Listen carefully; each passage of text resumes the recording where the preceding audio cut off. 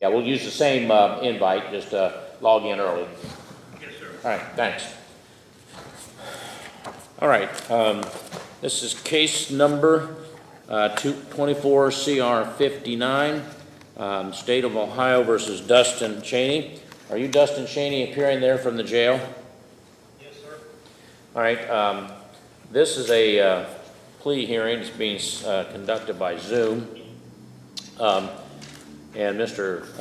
Kirk, are you and your client both in agreement this matter can be conducted by Zoom rather than an in-person appearance in the courtroom? Yes, Your Honor. And you're all right with that, Mr. Cheney?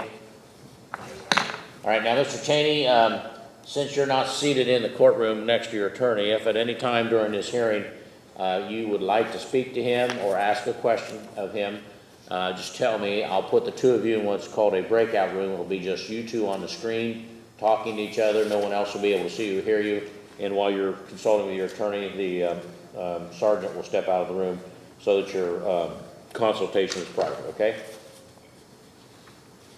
All right, now, Mr. Cheney, I have, Mr. Cheney is charged with trafficking in fentanyl-related compound, possession of the fentanyl-related compound, and tampering with evidence. I've been presented with a plea form here, Mr. Cheney, that indicates you're going to withdraw your plea and plead guilty to count one. I'm going to hold this up to the camera on the computer, and it has your name and case number, and it says plea of guilty to count one. Do you recognize that page? Yes, sir. All right, on page 3, there is a sentence at the bottom of the page that reads, "I enter this plea voluntarily," and below that appears to be a signature of Dustin Cheney. Again, I'll hold that up to the camera and ask you if that is your signature right there. Yes, sir. When did you sign this document, Mr. Cheney? Thursday or Friday. All right. And when you signed it, did you understand that it was an agreement to plead guilty, which means there won't be a trial, and the next step in your case would be a sentencing? Yes, sir. And did you have enough time to fully consider the matter before making the decision? Yes, sir. And since it's been a few days since you signed it, have you had any changes in your mind, that, or do you still want to go forward with this? We'll still go forward. And you're doing this voluntarily? Yes, sir. All right. Now, the agreement says you're going to plead guilty to count one, and that and that's trafficking in a fentanyl-related compound in violation of 2925.03A2 of the Ohio Revised Code, a second-degree felony. Penalty for the second-degree felony in this situation is a mandatory prison term of at least 2 years, up to 8 years, as ordered by the judge, and a fine of $15,000 and a mandatory fine of $7,500, and a possible license suspension of 6 months to 5 years. Now, the sentence that's imposed by the judge is what's called the minimum, because for felonies of this level, the law provides that the judge sets a certain sentence that has to be served, and then the DRC, Department of Rehabilitation and Corrections, could decide to extend that by up to 1/2. But the court has no involvement with that. They do that based upon their analysis of your case. And so what that means is that for the worst case scenario, if you were to receive an 8-year mandatory sentence, then that could be extended to as much as 12 years, 4 being half of 8, and being added to 8 makes 12. The minimum is 2, so if you receive the minimum sentence, then it could add 1, and so forth, and all those numbers in between. Do you understand that? And also, again, it's a mandatory sentence that's set by the judge. The extra time is not mandatory. That could be added, but just the time is set by the judge. So whatever sentence is imposed for this offense between 2 and 8 years, there's no eligibility for probation or early release, modification, anything like that, judicial release. It all has to be served. Do you understand that? Yes, sir. Are you facing any felony charges in any other jurisdiction? No, sir. Are you currently on community control, probation, parole, or post-release control for a felony? No, sir. Now, under the law, if you are convicted of this offense and serve a prison term, once you complete that term, it is mandatory that you be supervised by a parole officer at a term set by the Adult Parole Authority for at least 18 months, up to a maximum of 3 years. What that means is you'll be supervised under terms that the parole authority sets by the parole officer, and if during that period of time the parole authority determines that you're not compliant with those conditions, they could return you to prison as a sanction to serve an additional penalty of up to 9 months for any single violation, but there is a cap or limit of half of whatever your prison term was for one or more violations. However, if you commit a new felony under post-release control supervision, then in addition to whatever sentence the judge in the new case can impose upon you, the judge is also authorized to sentence you for committing that offense while under post-release control in this case to an additional period of a year or whatever time's left on that period of post-release control, whichever is greater. If that occurs, that has to be served consecutively to the sentence in the new case. Do you understand that? Yes, sir. All right, now, the charge in count 1 alleges that on or about February 13, 2024, in Montgomery County and as a continuous course of criminal conduct in Highland County, Ohio, Ray, Cooper, and you did knowingly prepare for shipment, ship, transport, deliver, prepare for distribution, or distribute a fentanyl-related compound, a Schedule II controlled substance in an amount equal to or exceeding 10 grams but less than 20 grams, when Ray Cooper and you knew or had reasonable cause to believe that the controlled substance was intended for sale or resale by the offender or another person, in violation of Section 2925.03A2 of the Ohio Revised Code. So that's the charge that I've explained to you with the penalties I've just mentioned and explained. Now, Mr. Cheney, do you understand what it is you've been charged with, what the state said, and what they claim you did, when, where, and how they alleged that you did it? Yes, sir. And you understand the possible penalties for the offense? Yes, sir. Now, have you discussed the nature of the charge, the evidence in the case, the possible legal issues in the case, possible defense you might try to raise at trial, and the possible outcomes of a trial with your attorney? Yes, sir. And are you satisfied with his advice and competence in this matter? Yes, sir.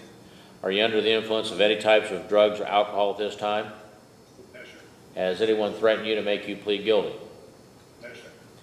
Now, on page 2, there are 2.5 lines that are printed in bold and underlined that read as follows. Defendant shall enter plea of guilty to count 1.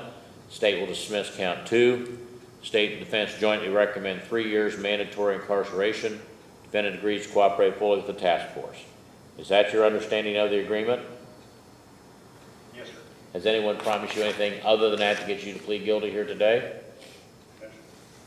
Under the law, Mr. Cheney, the matter of sentencing is up to the judge, not the parties. And so even though both the state and you are recommending that you be given a 3-year term, the court's not bound by that. So if you plead guilty, once the court's heard all the information that's submitted, I could determine that that's not the appropriate sentence and sentence you to a mandatory time of between 2 and 8 years, and fine you the maximum $15,000 and suspend your license from 6 months to 5 years. Do you understand that? Yes, sir. All right, now, you have, well, let me back up. Do you hold any license or certification from any state governmental agency that regulates any occupation or profession in the state of Ohio? No, sir. Now, you have certain constitutional rights, you must understand, before I can accept a plea from you. First of all, you have a right to counsel. Mr. Kirk was appointed to represent you. Now, that wasn't simply to work the case out, but provide any defense that could be available to you under the law that you would like him to provide. And so if you decide you do not want to plead guilty, that you want to defend against the charge and the indictment, all of the charges, then he will continue to represent you and defend you, including a trial, if that is what you want. Do you understand that? Yes, sir. Now, under the Constitution and the law, Mr. Cheney, you have a right to a jury trial in this matter, which would be in a jury consisting of 12 persons selected from a group of citizens that live in Highland County that were summoned for jury duty on your trial date. After the 12 folks are selected, the evidence would be presented. They'd be instructed on the law. And then that jury would decide by unanimous verdict, meaning all 12 would have to agree, on whether the state proved your guilt. Now, if you didn't want to have a jury trial, but you didn't want to plead guilty, you can waive in writing, which means to give up your right to have a jury trial. In that case, you would have what's called a court or bench trial. That means that instead of a jury hearing the evidence, the judge would hear the evidence The judge would apply the law, and the judge would decide whether or not the state proves your guilt. Do you understand that? Yes, sir. Right now, under the Constitution, you have a right to confront the witnesses against you in open court and to cross-examine them through your attorney. What that means is that the witnesses against you have to come into the courtroom and testify in public in front of you and your attorney and anyone else who may be present. Once the prosecutor's done asking questions, your attorney may then ask those people questions. That's called cross-examination, and the purpose of that is to try to bring out evidence that helps your side of the case. Do you understand that? Yes, sir. Right now, under the Constitution, you have a right to use the power of this court, Mr. Cheney, to compel or force witnesses to come into court to testify on your behalf, the same as the state. So if you have witnesses you're not certain are going to come in voluntarily, at your request, the court issues a court order called a subpoena, and that forces those people that are named in the subpoena to come to court to be available to testify for you if you want them to, even though they don't want to be here, which is the same way the state's witnesses are forced to come in to testify against you. Do you understand that? Yes, sir. Right now, under the Constitution, you have a privilege against self-incrimination, Mr. Cheney. What that means is that you cannot be forced to give evidence in this case at any time, including trial. No one can ever make you testify. The prosecutor can't, the judge can't, you decide. If you decide you're not going to testify, the fact that you did not testify cannot be used against you in any way by any person, and no one's even allowed to comment about it except in one situation. If there's a jury trial, you do not testify, the judge instructs the jury that because that is your right, they cannot consider it for any purpose. Do you understand that? Yes, sir. Now, under the Constitution, you're presumed innocent of this charge until proven guilty by the state of Ohio on every essential element of the offense by proof beyond a reasonable doubt. What that means is that the burden of proof is not on you to try to prove that you're not guilty of this charge simply because you've been accused. In fact, under the law, you're not required to present any evidence in your own defense at the trial. You may, but you're not required to. But whether you do or not present evidence, the burden of proof will remain upon the state of Ohio to prove your guilt on every essential element of the offense charged by proof beyond a reasonable doubt, which is the highest burden of proof that's known under the law. Do you understand this? Yes, sir. Now, originally entered a plea of not guilty. Not guilty plea denied the allegation in the indictment, denied you committed a crime, and it exercised or invoked all the rights that I've just described. If you change your plea from not guilty to guilty, that is the opposite of the not guilty plea. The guilty plea admits the allegation in the indictment, admits that they're a crime, that you committed that crime, as to count one. And that plea waives or gives up all of the rights that I've just described for you, except your right to have an attorney. You always have a right to have an attorney no matter what your plea. But with that exception, your plea of guilty waives, gives up your right to a jury or a court trial. It waives, gives up your right to confront the witness against you, to cross-examine them through your attorney. Waives, gives up your right to use the power of the court to compel or force witnesses to come into court to testify for you, the same as the state. It waives, gives up your presumption of innocence because if you say you're guilty, the state's not required to prove you're guilty. It waives, gives up your privilege against self-incrimination because if you say you're guilty, that's what's used to find you guilty. So it waives all of those rights that I've explained to you except your right to have an attorney. Now, it also waives, gives up your right to file an appeal for any alleged violations of your rights you think could have occurred up until this point in the case. Now, if you should be sentenced to the maximum sentence or under other limited circumstances, you could file an appeal. That would have to be filed within 30 days of your sentencing entry being filed. Do you understand all of that? Yes, sir. Okay. And also, a plea of guilty would subject you to being sentenced immediately by the court, which is probably what will happen since it's a mandatory sentence. Do you understand that? Yes, sir. Now, Mr. Cheney, do you have any questions about the charge or the possible penalties? No, sir. You understand them? Yes, sir. You have any questions about the plea agreement? No, sir. You understand it? Yes, sir. And again, you understand that the recommendation on sentencing is not binding on the court. Yes, sir. You have any questions about the constitutional rights I've explained? No, sir. Do you understand those? Yes, sir. Do you have any questions about the plea of guilty, what it means, what will happen if you enter that plea here today? No, sir. You understand? Yes, sir. Is there anything you need to speak with your attorney about before we go any further? No, sir. You have any questions about anything that I have explained here today? then is it your decision to go forward voluntarily and change your plea from not guilty to guilty on count 1 pursuant to the terms of the agreement that we've just gone over? Yes, sir.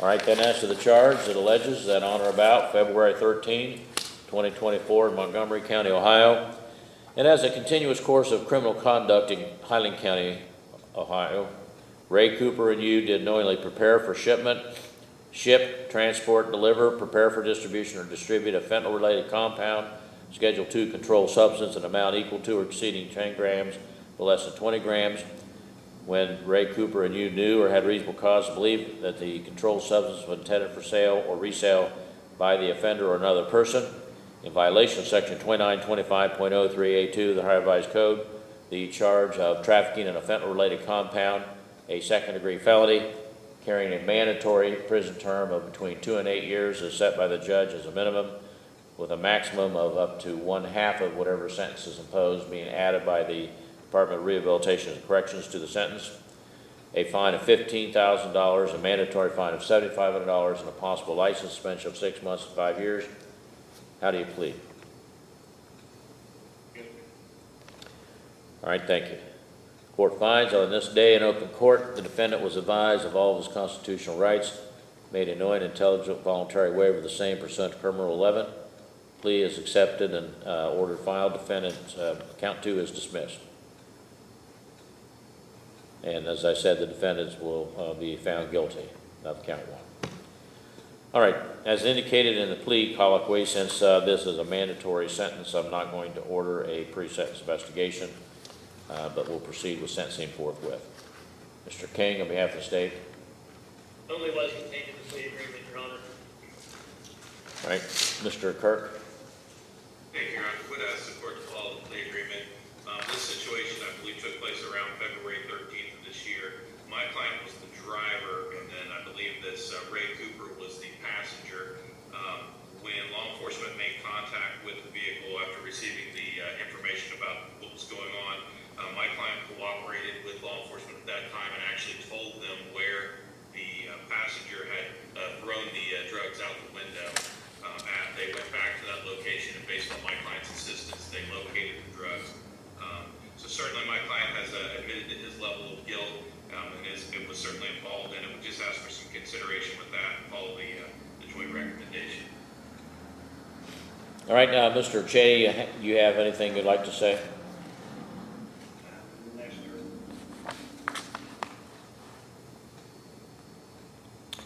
All right, it is the order of the court then that the defendant being is hereby sentenced to a term, mandatory term of 3 years at the Correctional Reception Center or in Ohio. Again, that'll be a mandatory term as required by law as a minimum, with a maximum possible of up to 4.5 years, 1.5 being half of 3, being added by DRC. According to the Sheriff's Office, you were in jail 6 days from April 25th till May 1st when you were originally arrested, and then since June the 5th. Is that correct? Yes, sir. All right. So that would mean, see, this was as of yesterday, so you'll get 13 days of jail time credit. Now, upon completion of that prison term, Mr. Cheney, it is mandatory that you be placed under post-release control supervision under the conditions set by the Adult Parole Authority by a parole officer. That'll be for at least 18 months, could be for up to 3 years. And if during that period of time the APA decides that you have not complied, they can return you to prison to make you serve an additional period of up to 9 months for any single violation, but there is a cap or limit of half of your prison term for all violations. However, if you commit a new felony, then in addition to whatever sentence a judge in a new case can impose upon you, that judge is also authorized to sentence you for committing a felony while under post-release control, in this case, to an additional period of a year or whatever time is left on that period of post-release control, whichever is greater. If that occurs, that has to be consecutively the sentence of the new case. It's also ordered that you pay the court costs with judgment, grant, and execution's order. If you fail to do that, the clerk can collect that through various means, including levying on bank accounts, wages, earnings, or other assets you may have. If that doesn't collect it, then upon completion of your prison sentence, not while you're in prison, but once you get out, You could do community service in this county and be given credit for each hour you work in an hourly rate set by the court, and each hour you work will reduce your judgment by that amount until paid in full. There'll be no suspension of driving privileges. And have you had any change in your financial situation since Commissioner Kirk was appointed to represent you? No, sir. All right, then the court will find that you do not have the ability to pay the mandatory fine and will not likely have it in the near future, and therefore that fine will be waived. All right, is there anything further from council? No, Your Honor. All right, I'll see you guys at 2 o'clock then, or as close as possible. Thank you. Thank you.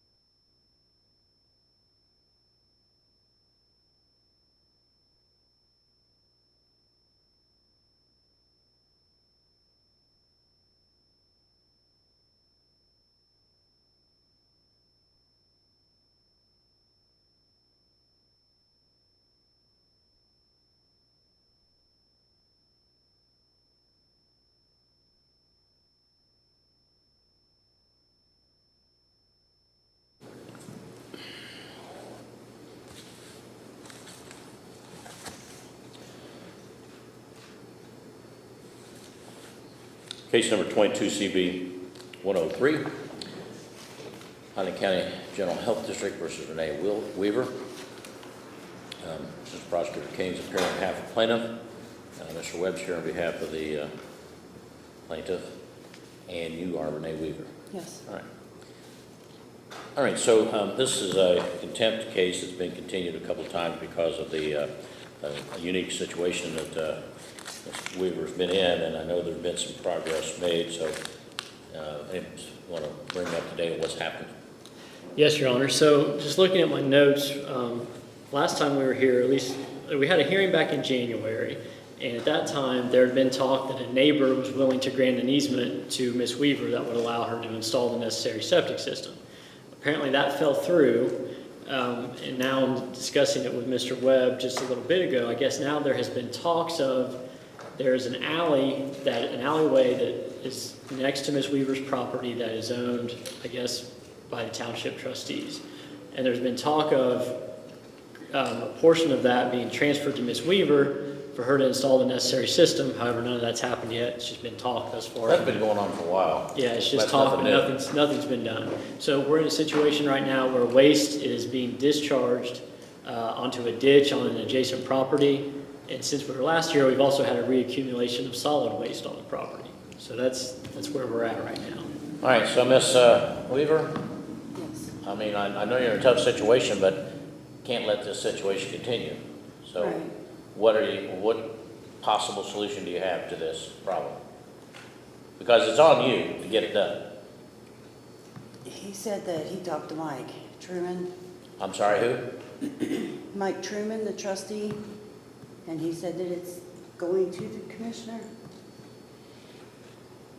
So they had paperwork and they went to their board and they've approved that, but then they have to submit it to the commissioners for review. I'm having trouble hearing you, Mr. Webb.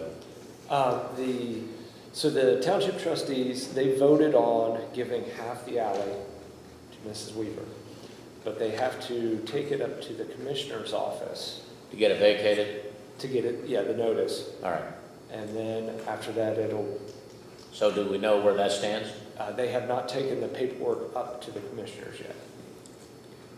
Well, you're going to have to make a bigger nuisance of yourself, apparently, because you're going to have to, you're the one that needs something done. Right. And they're not in the situation you are, so they don't feel the heat. Only thing I know for you to do is continue to contact them and try to get that done. Okay. Now, here's the situation. This has been going on now for 2 years. Okay. And I'm going to have to order you to vacate the house and quit, using the facilities if you don't get something done pronto. So what I'm going to do is this. I'll continue this one more time for the last time, and that will be, we'll set this for a hearing. I should have brought the calendar, but I have hopes that this was resolved. Because the way we talked last time, I thought the deal with the neighbor was done, and the paperwork was done, but it wasn't, so.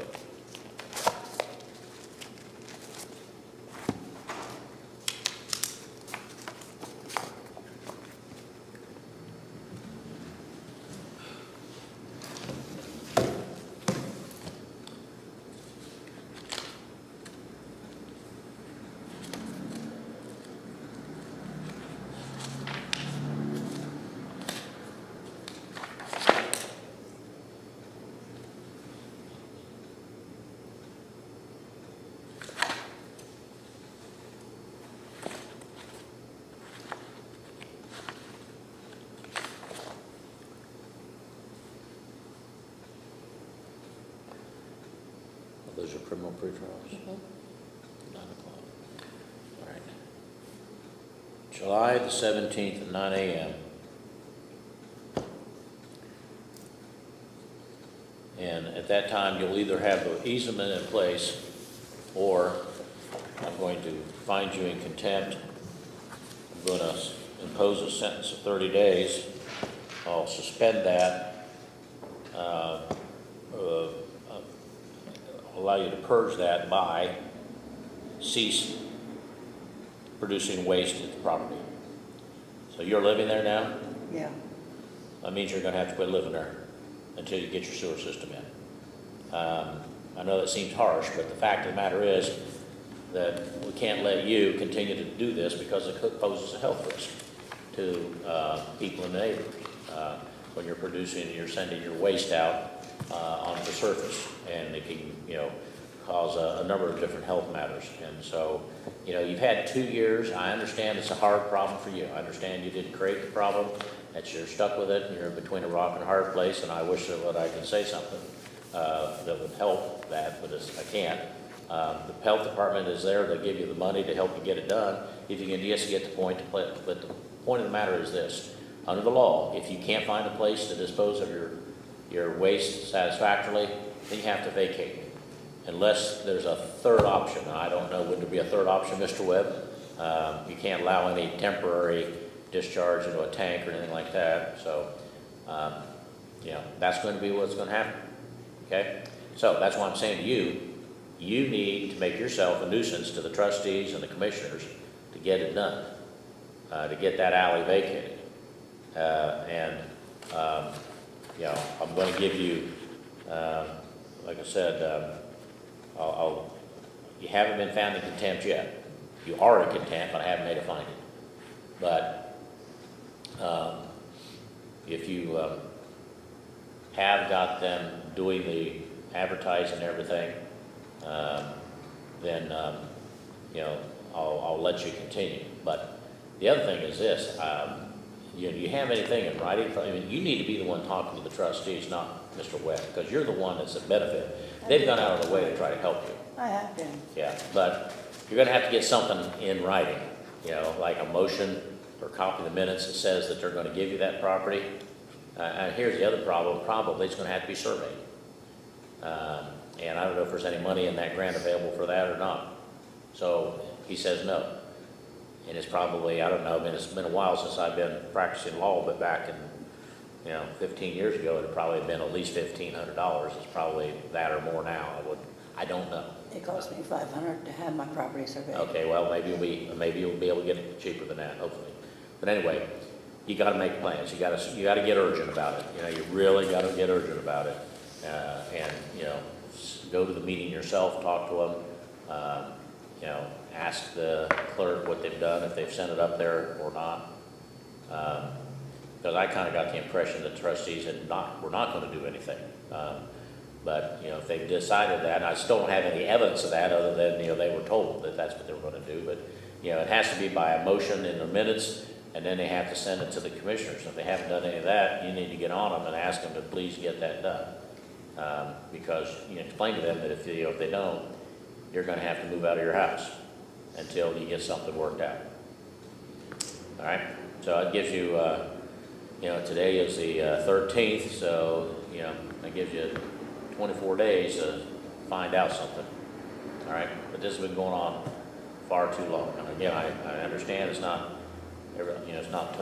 your fault that this thing happened. You inherited the problem, but it's yours. And when it's in your name, you're the ones on the hook. And what the law says is if you can't stop polluting, then if you can't fix the pollution, then you're going to have to stop it. And the way to stop that is you have to move out, have the water shut off, nothing going into the house and nothing going out in the pipes. Okay? All right. Thank you. Give her assignment notice.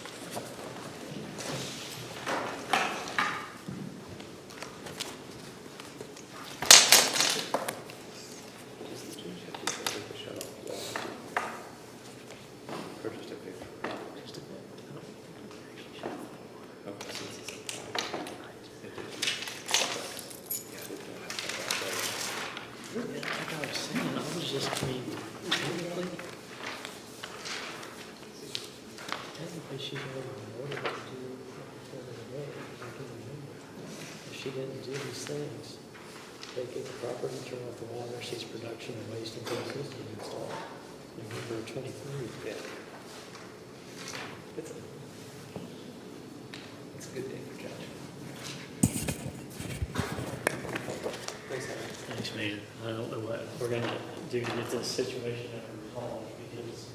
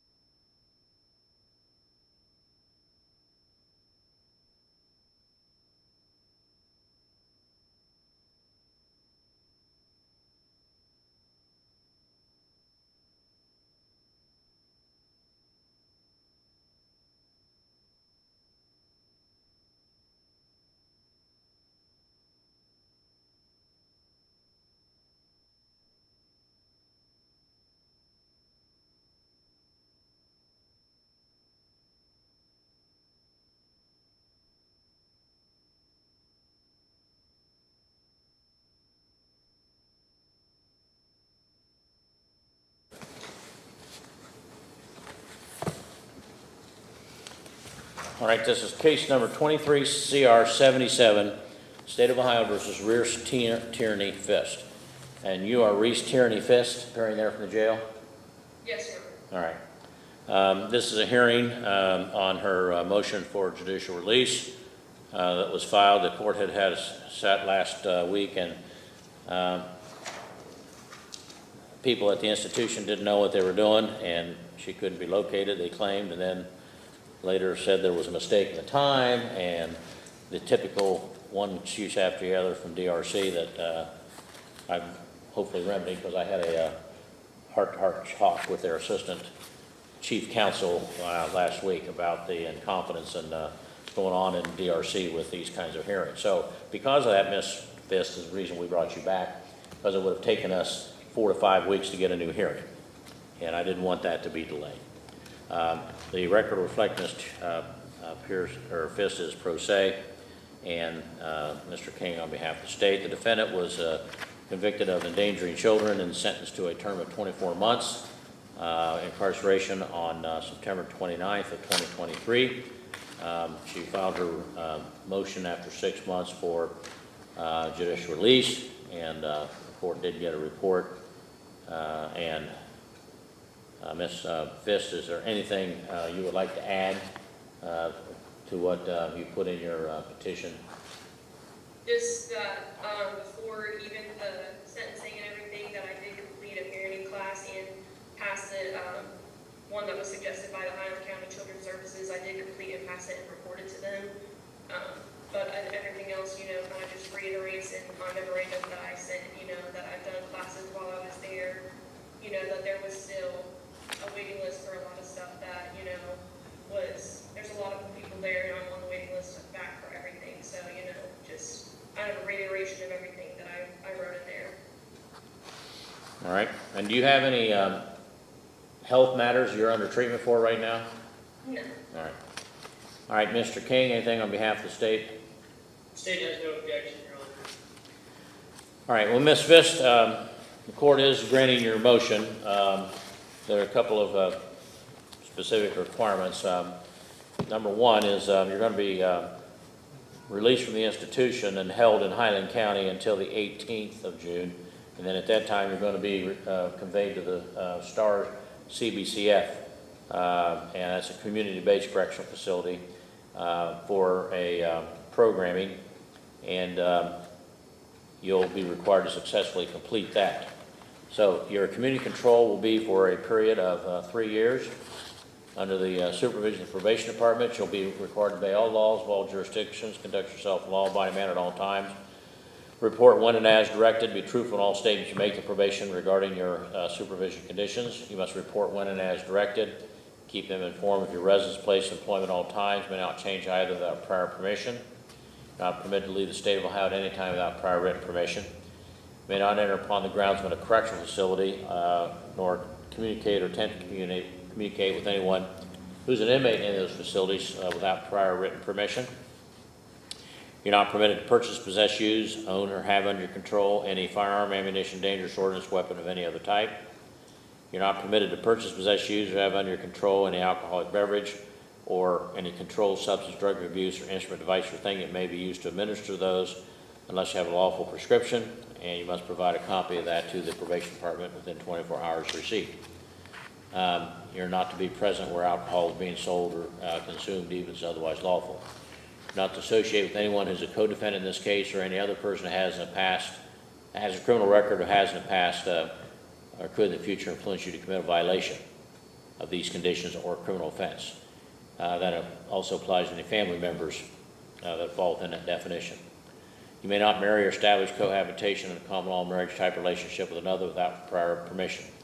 You must report any contact with law enforcement or an arrest, citation, conviction, or the charge of violating the law not later than the next business day after that occurs. You must provide your supervising officer financial information records so that your ability to pay any fees or costs can be reviewed.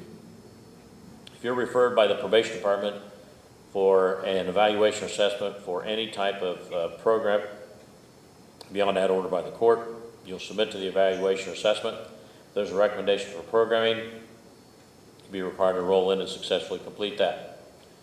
be required to pay the court costs, make payment arrangements to do that. You'll be required to successfully complete the STAR program and any recommended aftercare. And you're going to remain in Highland County Jail until you are conveyed to STAR. Now, I want to tell you, Ms. Fist, that the requirement to complete STAR is 100%. It doesn't mean almost, doesn't mean 98% or 99%, it means 100%. So if you do not complete that program, then you'll have a violation filed against you, and if the court finds that's what happened, you got kicked out, or for failing to comply with the rules or whatever, then you'll end up going back to prison to serve the rest of your term. Now, by being placed on community control rather than remaining in prison, you're deemed to have consented to a search without a warrant of your person, residence, vehicles owned by you, or used by you, or any other property place that's under your control at any time by any officer of the probation department. Now, in the event it's alleged that you have failed to comply with these conditions, the probation department will file written notice of that. There will be a hearing. You'll be entitled to have an attorney, and if the outcome of that hearing is that you fail to comply, then you could be returned to prison and serve the balance of the sentence. If you are revoked because of a conviction for a new felony, then the sentences for the new felony, this remainder part of this case, could be ordered to be served consecutively to each other. All right, we will send this out to the Sheriff's Department, and the STAR will be to pick you up here next Tuesday, the 18th, at probably between 8 and 12. You have any questions, Ms. Tierney? Ms. Fist? No, I don't think so. All right. All right, thank you. This is a link I think we're going to use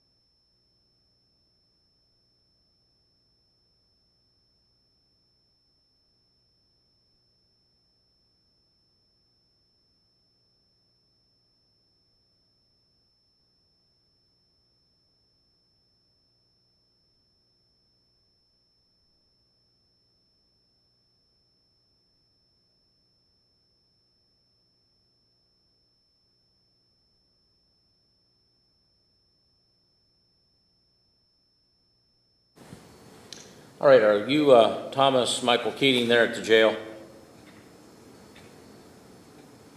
Oh, I'm mute. Are you Thomas Michael Keating there at the jail? Yes, sir. All right, this is case number 19 CR 185, State of Ohio versus Thomas Michael Keating. Keating is appearing from the jail. His attorney is Dennis Kirk, appearing from his office. Appearing on behalf of the state is Assistant Prosecutor Keing. The matter before the court is a sentencing on a plea of guilty to receiving stolen property, which was entered on March 18, 2020. The matter was then set for a sentencing hearing, which the defendant did not appear, and so there was a capious issue for his arrest, and he was recently discovered to be serving a prison term. Then the court set the matter for a sentencing today. Now, Mr. Kirk was appointed to represent the defendant because I believe the previous counsel had withdrawn Ms. Barger because she was working at the Adams County Prosecutor's Office at that time. She's no longer there, but she's actually off right now on medical leave, so Mr. Kirk was appointed to represent him. Mr. Kirk, if you had an opportunity to, well, let me back up. Mr. King, has the victim of the offense been notified of the time, place, and purpose of this hearing and the right to be heard? Your Honor, we attempted to, but due to this case being several years old, we no longer have a working phone number for the victim. So they are not aware of this hearing. All right, thank you. All right, now, Mr. Kirk, are you and your client both in agreement this matter can be conducted by Zoom rather than an in-person appearance in the courtroom? Yes, Your Honor. You're all right with that, Mr. Keating? Yes. All right, now, since you're not seated in the courtroom next to your attorney, if at any time you would like to ask him a question or talk to him about something, you tell me and I'll put the two of you in the breakout room. It'll be just the two of you on the screen. No one else will be able to see you or hear you, and the officer will step out during that conversation so that it's private, okay? Sure. All right. So the court had ordered a pre-sentence report, which I did receive in 2020, and I have reviewed that. And I don't know, did you have a chance to, were you aware of that, Mr. Kirk? I have not reviewed that. Okay, all right. All right, Mr. King, anything from the state regarding sentencing? No, Your Honor, I would advise the court that it's my understanding that these Brown County offenses that he's currently serving a prison term for were committed after the plea of guilty was entered in this case. That's my understanding from the pre-sentence information, yes. That's all I have to offer. All right. Now, was there any indication of any request for restitution? Because I do see that in the victim impact statement that was prepared by Mr. Toll back in October of 2019 when this case was first charged, he indicated that he was out $3,230 due to bike being damaged and pound fees. Do you have anything in your file regarding that? No, Your Honor, all I have is I have the BIS that indicates the same. However, the victim never submitted any documentation or proof to support that figure. All right. Thank you. Mr. Kirk, anything that you would like to say? Thank you, Your Honor. In regards to the plea agreement, the original plea agreement was for community-controlled substance abuse treatment. As the state noted, my client led to discharge and then later was sent to Brown County. It looks like, according to the Department of Corrections website, was admitted to the institution in August of 2023, and his current out date is May 22nd of 2025 if he serves every day of that. I understand there could be some early release with jail or with good time behavior and things like that. My client has asked that if possible the court consider granting the plea agreement and then deferring that until he's released, and then either release him to something like STAR or community control, or release him straight onto community control and even report at that time. So just ask the court to consider that. I believe the Brown County charge is the first prison term he has served. There's been no prior prison, and so we just ask the court to consider those cases. All right. Mr. Keating, anything you would like to say? Just that at the time of the charge,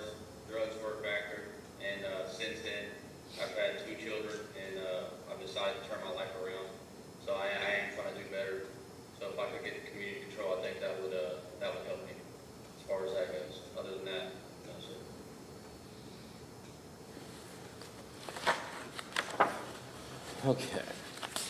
Well, as I noted, this plea was entered on March the 18th of 2020. You were granted a release, an OR bond, and you were told to report to probation. You never reported. So the information that's in the report does not have anything from you because you didn't report.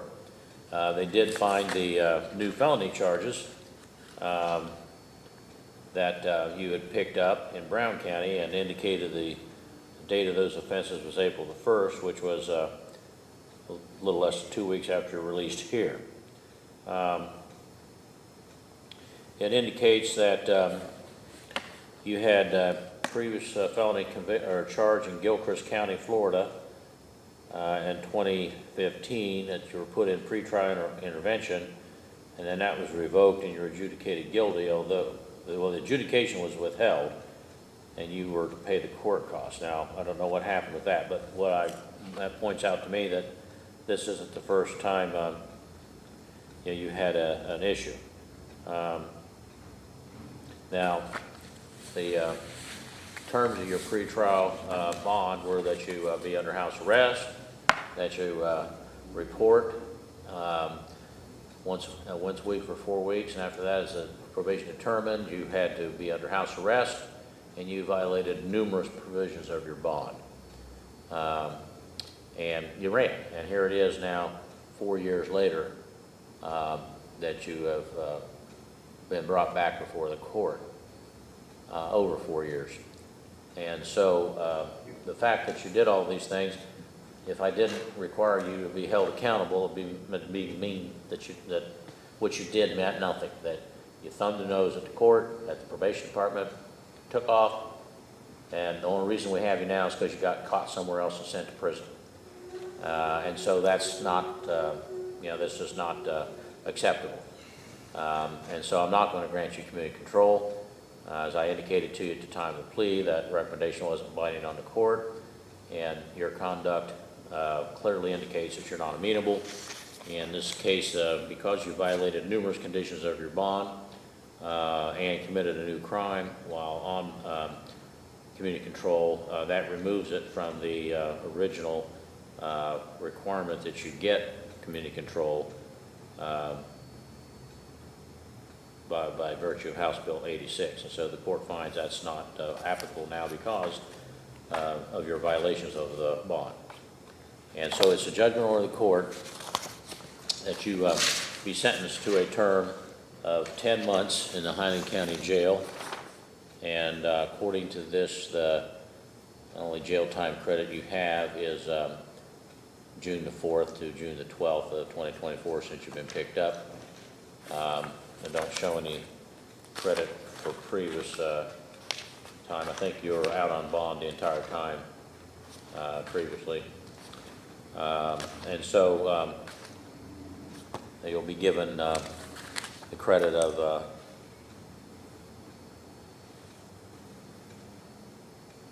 oh, actually, you're not getting any time for that because you're actually under custody of DRC. You're back here for the time since you've been here on June the 4th.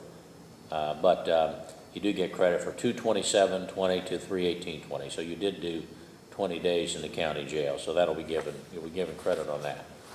Now, upon completion of your prison term, it is ordered that, or it is possible that you may be placed under pretrial or post-relief post-conviction supervision. And what that means is that you'll be supervised. It could be for up to 2 years. It's optional. If that occurs, you'll be supervised by a parole officer in a term set by the APA. And if they determine that you have failed to comply, they can return you to prison and make you serve an additional period of up to half of your prison term for one or more violations. However, if you commit a new felony, then in addition, whatever sentence the judge in a new case can impose upon you, that judge could also sentence you for committing that offense while under post-release control, in this case, to an additional period of a year, or whatever time is left on that period of post-release control, whichever is greater. If that occurred, that it would have to be served consecutively, sentenced in the new case. Now, with regard to this sentence and the sentences you're serving from Brown County, it is ordered that the sentence in this case be served consecutively to the sentence in that case. Court finds that the offenses committed in Brown County were committed while you were out on bond on this case, and they are separate courses of conduct, separate victims, and one single prison term would not adequately reflect the seriousness of the offense, and the sentence is not disproportionate to the seriousness of the offense. And given your criminal history during that period of time, it demonstrates that it's necessary for the protection of the public. You're also ordered to pay the court costs which judgment, grant, and execution is ordered. And if you don't do that, then that could be collected by the clerk's office by levying on bank accounts, wages, earnings, or other assets that you have. If that doesn't collect it, then the court could permit you to do community service once you are released from prison, not while you're in prison, in this county, and you would be given credit for each hour you worked in an hourly rate set by the court, and each hour you work will reduce your judgment by that amount until paid in full. There'll be no order of restitution since the victim did not provide any documentation, not to mention the fact is that since there's no knowledge of his whereabouts, it would be difficult to get the money to him if it were paid. All right, anything further, counsel? Your Honor, I believe you just misspoke, but you said you were sentenced to 10 months in the county jail. I'm sorry, Correction Reception Center. Yeah, I wrote CRC in my notes. I don't know what I said, but the Correction Reception Center, yes. Yeah. Okay, thank you. Thank you. Tyler Groves will be next.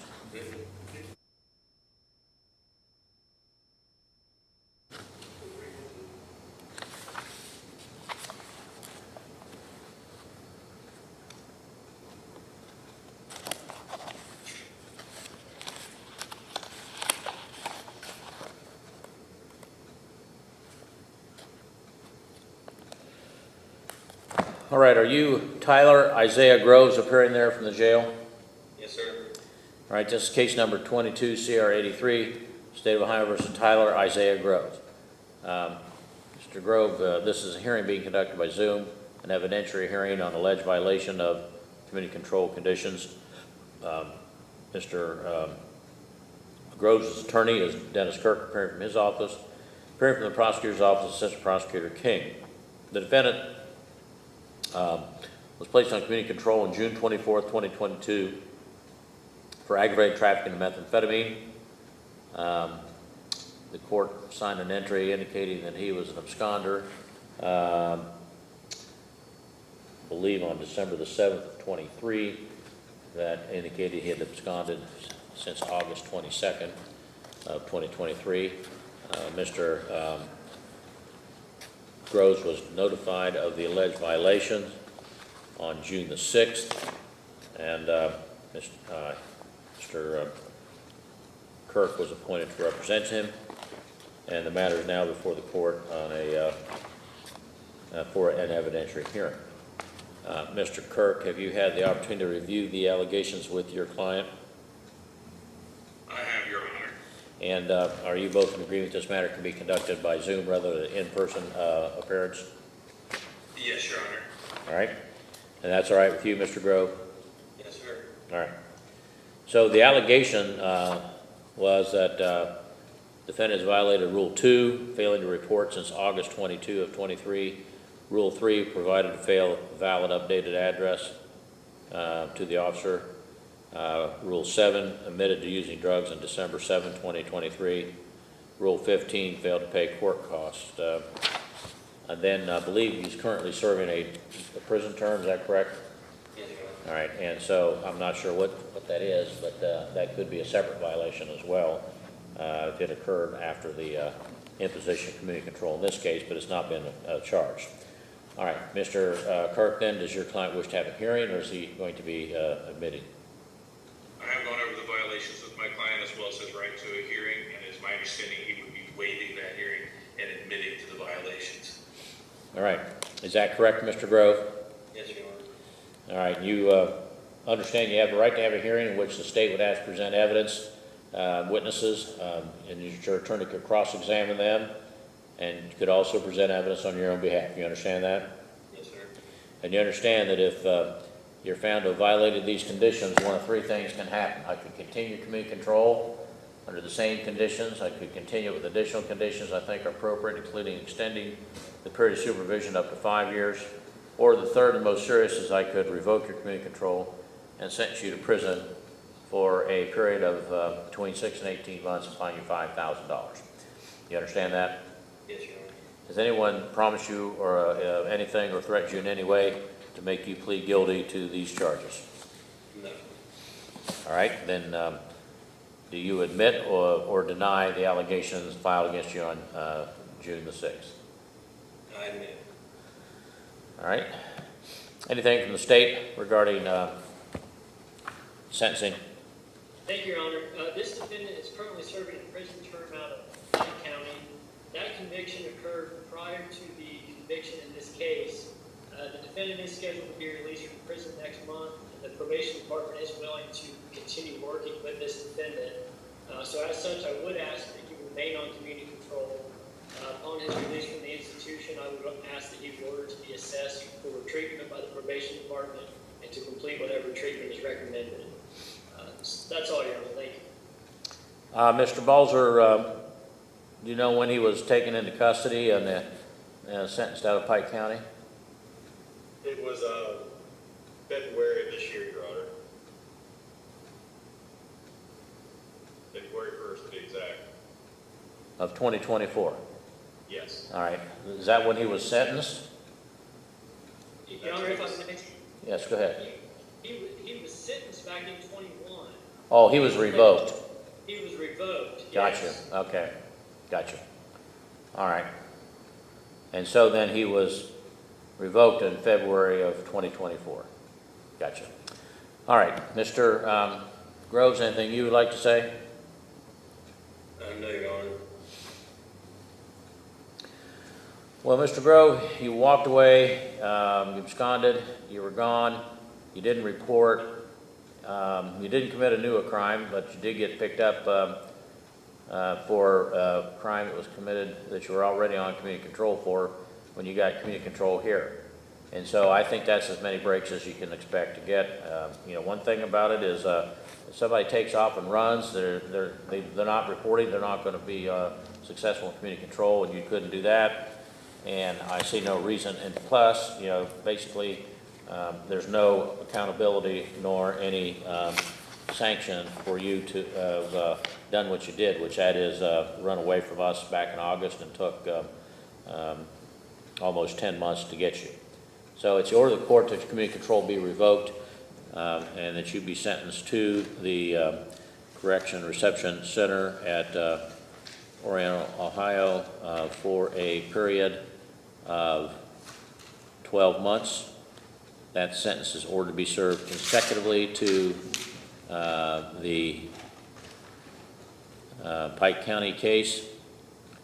The court finds that these were committed as part of 2 or more series of conduct, and that one single prison term would not adequately reflect the seriousness of the offenses and the harm caused to in the various separate cases, and that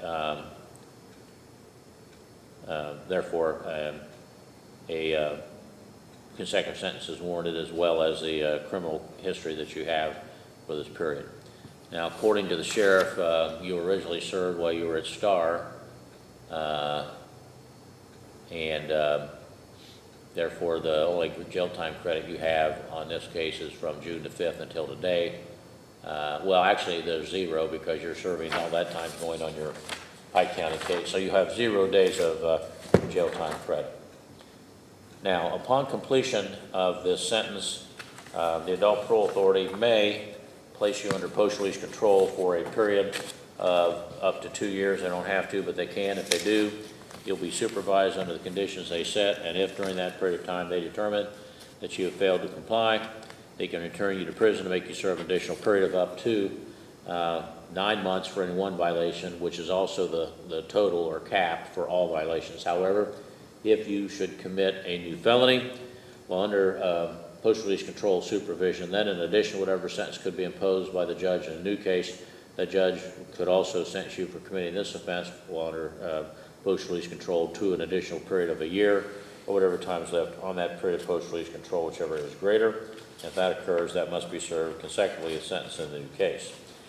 You're also ordered to pay the court costs, which judgment, grant, and execution is ordered, and if you fail to do that, the court clerk can collect that through various means, including levying on bank accounts, wages, earnings, or other assets you may have.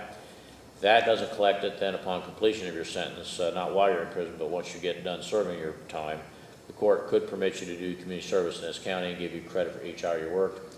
In an hourly rate set by the court, each hour you work will reduce your judgment by that amount until paid in full. All right, is there anything further from counsel? No, Your Honor. No, Your Honor. All right, you're remanded back to custody, Mr. Grove.